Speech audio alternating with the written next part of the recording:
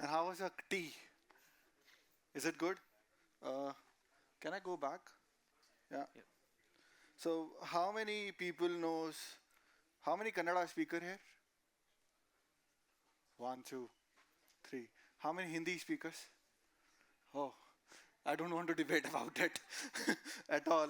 So yesterday I went for a dinner and I ordered a dosha there. So somebody was speaking, ordering in Kannada.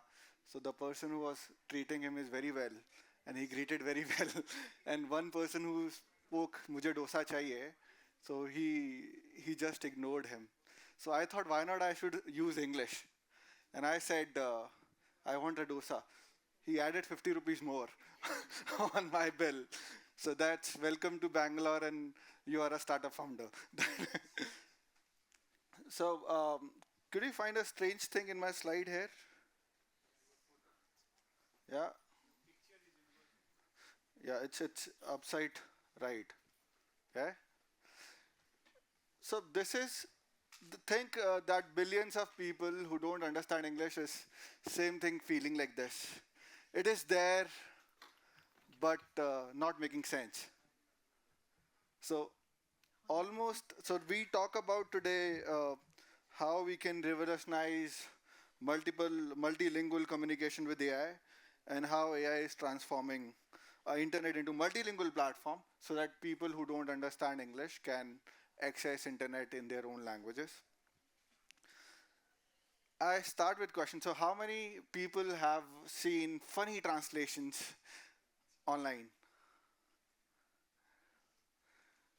Can somebody give an instance if you remember? No?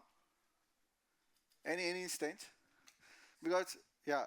Once I was trying to translate a poem which was in my mother tongue Kannada to English, which literally was giving a vulgar meaning when I tried to. It happens a many times, but it is only funny until and unless it is not yours. So for businesses, if something goes bad, it actually hampers their brand image. So let's move in. Yeah. So what is the global challenge, right? 80% of the people in the world don't speak English. 80% is a huge number, 6.5 billion almost. But almost major of the data everywhere is in English. So how do they access internet? There's a language gap. There's a solution which make funny translations, right? And there are missed opportunities for businesses who cannot reach the actual user. These are the big pains which we have seen. Do you anyone know how much internet content is in English in terms of percentage? Any idea? Oh, bingo, you are right. 60%. Okay, in India, how much content is in English? What percentage? Any idea? Between 25 and 30. In English? In India? 80? More up. More up. It's 99.8%. It's in English. And it's a stat released by Government of India last year. Only 0.2% content is in local languages in India, which seems like, for example, if you're doing a critical information research and you found a web page in Chinese, how long do you stay with that? You just close it, right? So imagine a world where people don't understand English, they go to a web page finding things, but how long they will stay it? They'll not stay and move on. So they are now not being a particular part of it, as my photo said, they things are there, but they are not able to use it. That's the bigger problem for Indian people. We think that English is a major language and we have to speak English. So I just want to say that it's just a medium to converse with each other. It should not be a criteria of selecting in a job or selecting in any entrance exam anywhere. So I have a friend who is a director of ENY, and he was a Kannada medium. But he told me that how hard it was for him from switching from Kannada to English after his 12th to engineering. So how many people can does that? Very less. So our education stat says almost 50% of people drop out from schools in primary education because of finance and all those stuff. Means they live their whole life with only one language, and on internet they don't find it well. So why it matters now? So internet penetration is on peak. Everyone is on internet. Our 1 billion people are on internet. This is a high time where we should give them things in their language. So it's not about India, it's about global thing where global markets are suffering because people are not getting things in their in understand the things and buy those things. And even the trust which comes from a brand, right? Somebody, Nelson Mandela said that if you talk to a person in the language he understand, it goes to his head. But if you talk to a man in his language, it goes to his heart, which is very true. We actually associate each other with our languages. We go watch cinema not in English but in Hindi or Tamil or Telugu, and we enjoy it. We read newspapers. So offline media is already there from 200 years. There is no need there. But digital media, we don't have internet content access in local languages. So we thought there are two ways to solve this. One is to create a lot of content around multiple languages, which take much more years. And we thought, why not we make a translation-based approach where we, whatever the content is there, we try to translate it into multiple languages, which we think was a easier part. So I more delve into how translation works. In 1950s, it was a word-to-word translation. We call it rule-based translation. It's not here. The slide is, I cannot include all the phases of that, but 1950s is like rule-based translation where we translate word by word. I am going to hospital, मैं hospital going, something like this, and what to what we do it.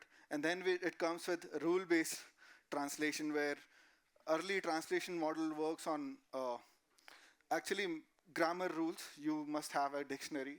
So linguists write dictionaries and write grammar rules and making them very, very rigid. So translation does not happen well in those cases.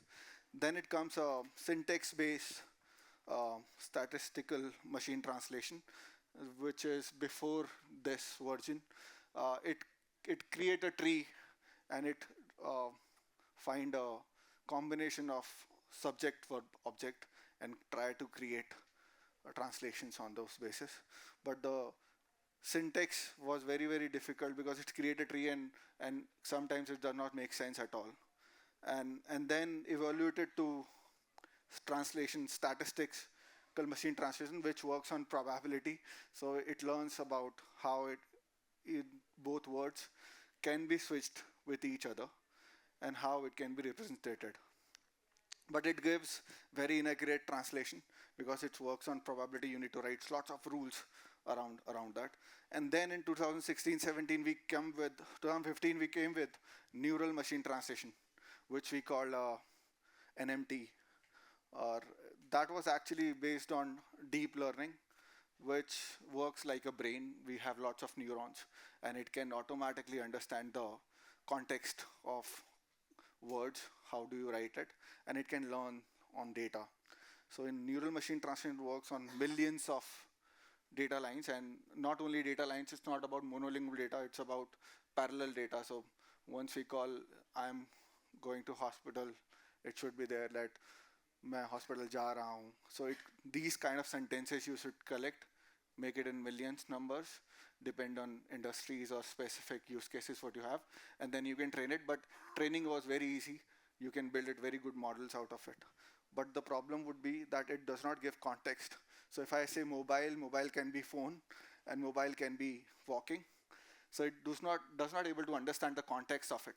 So it does not can create a creative translation altogether. It can give you a sentence-based translation, where how the sentence is working. It can give you a pretty good translation. But if you say in the above paragraph that uh, Pradhan Mantri Modi was speaking something, and in the underline it, you say he is speaking something. So it will not, won't be able to make relation between both of two things.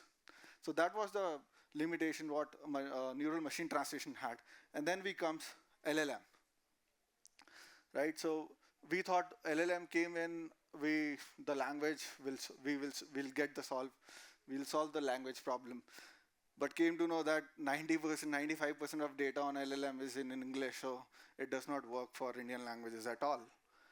And still, it can give a context, but it try to fit in the English dictionary what we have. So it try to, so for example, I'm going to hospital is I is a subject, going is a verb, and object is hospital. Hindi में होता है मैं hospital जा रहा हूँ is a subject, object, and verb. So once we write it these kind of things, so English predominate that and try to make Hindi like English. So the translation does not work in LLM as well, but it can give a context from above thing and below thing. So it can tell with above person is Narendra Modi, so below person is also Narendra Modi. So what we did is we tried that why not we mix both NMT and LLM, where LLM can give us a context and we translate and do it.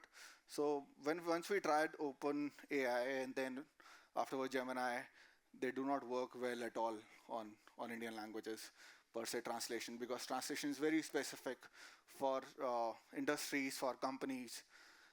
So if I say prestige cooker, it cannot be Abhiman cooker, right? So it is a prestige. It remains in prestige as in Hindi as a or in any language. So name, place, things we cannot change. We cannot translate the names. So but system have to understand and do a name entity recognition and do that stuff. And for that we started using glossaries, that how you want to retain it, because language is very subjective nature. So if I say something, you can like it. Maybe you have another nice words to say the same thing in different words. So very perception based. So how do you want to perceive? So for example, we work with some mutual fund. They cannot use can, they can use only could, because they have a RBI guidelines that they cannot say that you can earn this much of money. They can only use could around it. So even a small thing can make changes. So language is very subjective to person who is reading and how it works. So brand cannot maintain those tones because they have different people working for marketing, for sales, for customer service, and all stuff, and everybody is speaking their language, not a brand tone. So this is very important. What is role of Devnagri in localization? We kind of created an ecosystem where we call it as a cognitive AI, which you can insert English, or you can insert any format like video, text, audios, and it have a document center which can understand your tone, and then can replicate it to multiple languages, and in an out operation where you just send us the data and we do it. We created a platform. Ecosystem means a platform which can translate your website and application real time, whether you have dynamic content, you have static content. It can catch it and can get the gist of it. How does So we have lots of customer like who have not no code solution for translating their application and website in 5 to 10 minutes, 40 languages. We do have document engine. India have lots of document to translate it. In legal, we have about from 1950s to 2025, government have raised RFPs to translate all the documents in multiple languages. So lots of documents are there. We can help. And recently we tried to do a voice bot, which is everybody is doing it. Why not us? So our focus was why not we make a multilingual bot who can speak the language of a person, a native language. And that is how we are trying to solve. And So one of the example I want to show here, can you play this please? It's a video without audio. And it says an English word that our solution blend advanced tech with human expertise. This ensures they are not only effective but also, yeah, I cannot read it. Empathetic and tailored to your needs. So we can select whatever language we have. And yeah, stopped. Yeah, can you play it? Yes. So we support almost about 22 Indian languages right now. I just want to show you that how it works. So this content is from computers, technology, and softwares, and I can now do a creative business and a colloquial translation on it. So once I use business, it will use very heavy Hindi words so that it can make sense for people in policymaker, so that it don't make changes. I hope you cannot read it, right? It is very small. But uh, and then if you go colloquial, it will translate into colloquial language, like everyday how do we speak. So we don't speak वार्तालाप करते हैं, we say बात करने चलते हैं, right? So that is the difference between colloquial and those uh, formal business translations. And then we have creative. आज तो हम बम फोड़ देंगे साथ में बात करके. So something like that happens when we do creative translation. So now companies can define that what kind of translation they need, and it's instant. And how do you want to keep your tone, and how you want to be perceived by our customers. And it can be replicate across all channels of yours. It can be website, application, emails, SMSs, blogs, customer service, tickets, answering tickets, everything. So now this is another demo which voice we created. Is just a demo. I just started. Sana from Wakefit. I'm calling regarding your mattress order. I'd like to share some important usage instructions for your mattress. Is this a good time to talk? Yes, Sana, it's a good time to talk. Great. Could you please tell me which mattress you purchased? मैंने ortho plus खरीदा है. Thank you for letting me know. Here are the do's and don'ts for your Ortho Plus mattress. Do's. Use the memory foam side for a आप मुझे Hindi comfortable में बता sleep सकते हो क्योंकि इंग्लिश नहीं आती है मेरे को. बिल्कुल. ऑर्थो प्लस मैट्रेस का इस्तेमाल दोनों तरफ से हो सकता है. जिपर वाला पोर्शन नीचे होना चाहिए और प्लेन सरफेस ऊपर. हर 45 दिन में मैट्रेस को 180 डिग्रीज घुमाए, यानी सिर और पैर वाले हिस्से को पलट दें. मैं आपका मैट्रेस यूज कर रहा हूँ बट मेरी कमर में काफी पेन हो रहा है. आपके मैट्रेस पे एडजस्ट होने में 25 दिन तक लग सकते हैं. इस पीरियड को ब्रेक इन पीरियड कहते हैं. आपको पहले से ज्यादा कंफर्ट मिलेगा जैसे ही आपका शरीर मैट्रेस के साथ एडजस्ट होगा. अगर आपको अब भी पेन महसूस हो तो मैं आपको ऑर्थो प्लस मैट्रेस सजेस्ट करूंगी. कुछ और मदद चाहिए? नहीं नहीं, मुझे मदद नहीं चाहिए, थैंक यू. ठीक है, आपका शुक्रिया. यूजेज इंस्ट्रक्शंस मैं आपको व्हाट्सएप पे भी भेज दूंगी. धन्यवाद. Guys, this made by me, please clap. So do anyone like it? So this system can respond in any language, about 10 Indian languages. It can auto detect your language. It don't if you even speak English, like some words in English and then Hindi, it can detect it. Kannada or English, whatever you have mixed it. So it was speaking in English and then I spoke in Hindi and it automatically detected what language I am in and switch to that. And if you see, the greatest part is the latency part here. It's using three stuff. It's using, so I'll go more. Okay, it's not there. Sorry.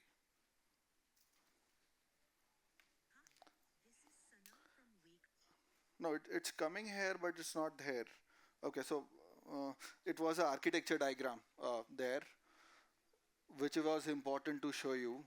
Yeah, I can see it on my another screen, but not there. Yeah. Okay, so the most important thing here on this demo that it can work in on a telephony line. So our telephony line in India works on 8 kilohertz. It's very less. Our computers works on about 44 kilohertz, 44K kilohertz, and 8 is very minimal thing where whatever you are saying is not able to interpret how what you are saying. So we have optimized that how we can it can work on our telephony line. So call centers people can be replaced by a bot and they can do a better thing where the escalations are there and stuff. So it does support. Of course, it's having a load balancer and all of WAF stuff, but have a primary node and you can create multiple primary nodes, whatever depending on the volume calls what we are handling it. Most important part is that it have a VAD. We call it as voice activity detection. So whenever I speak, it stops. So it's give a natural way of speaking to the human because we as Indians always speak in between. And we try to rule the conversation all the time. And we say, no, you are not right. Or whatever even we want to say, but we jump on the gun and do it. Right? So it understand that when you are trying to jumping the gun and stops second long, it should wait 10 seconds and then it should wait more than 800 ms to understand that you have stopped. Right? So that was increasing our latency. What we did is we created a ASR which understand real time transcription. Real time transcription is by one word by word. So whenever there is a gap, we could send it to the server and send it to the LLM, and it can make sense out of it. Second, it have a RAG, a normal RAG, uh, which tells the process of that particular customer, what lines it should be in and what should it talk.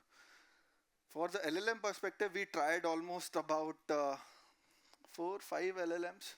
Uh, we use ChatGPT, we use Gemini, we use Quen, we used Llama. None of so the major problem what we got that if you write a prompt, so every LLM you have to write a different prompt. So one prompt will not work for one LLM, and they can make out anything whatever they want because they don't understand Hindi. So what we need to do on the real time, we need to translate it in English. So whatever you are speaking, it's translating in the background in English and then sending the English to a LLM. So what we did, we end up of the day, we fine tuned Llama 3.1 and with our data which we created for translations, it worked very well here in that sense. Uh, but that was a very tough part to crack the prompt. We took about 3 weeks for one prompt. Now, still it takes a lot of time to write a prompt. And prompt engineering is very great. Everybody should learn it because this prompt will not work for another customer. Another customer, we have to write another prompt. Yeah. So one of the use case which we solved for a bank. So how many of you do a KYC with bank when we open an account? Everybody, right? It takes weeks to open an account. Actual में current account में it बहुत time लगता है खुलने में. They check every document and scan it and check what language it is. For loan processing, they do lots of things, right? So using the tech which we have built, it can OCR the content and translate in real time and can give it to the banks. And so 1 week ka process, we did it in 2 hours.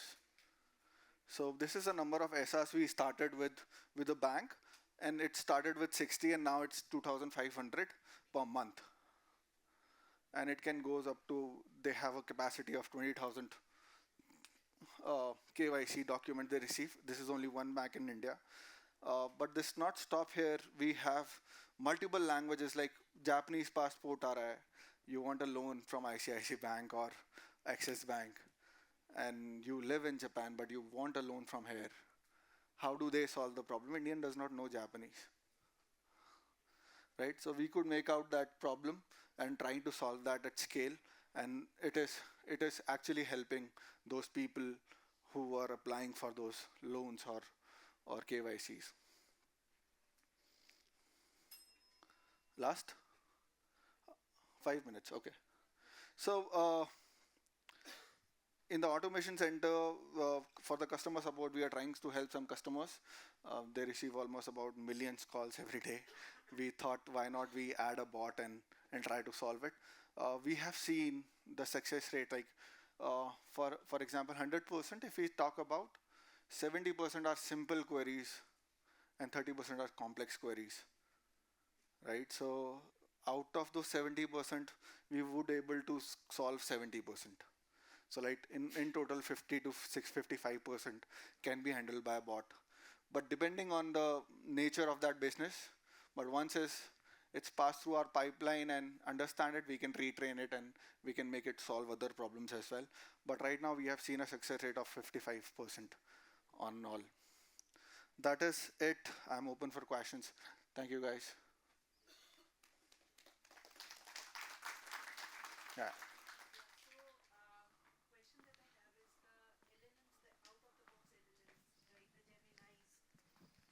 The Geminis and the other models that we have.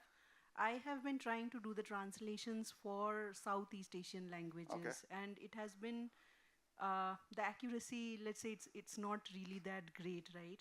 So you also spoke about the tone of the language, right? It can be casual, it Yeah. can be fun, it can be formal, and when we are trying to translate something like HR documents, it has to be very Very formal, formal. Yeah. and Japanese are very particular about it. Yeah. So I wanted to understand, how did you approach that problem? Did you have human annotators? Did you ask LLM to annotate it? Yeah. So that's the question. So Yeah. so to give you a background, we started with translating documents with using our NMT model, and we use human supervisors on top of it. We work almost about 5,000 to 10,000 people once we started that annotating the data. And then we segregated that we have to choose few industries. We cannot cover all.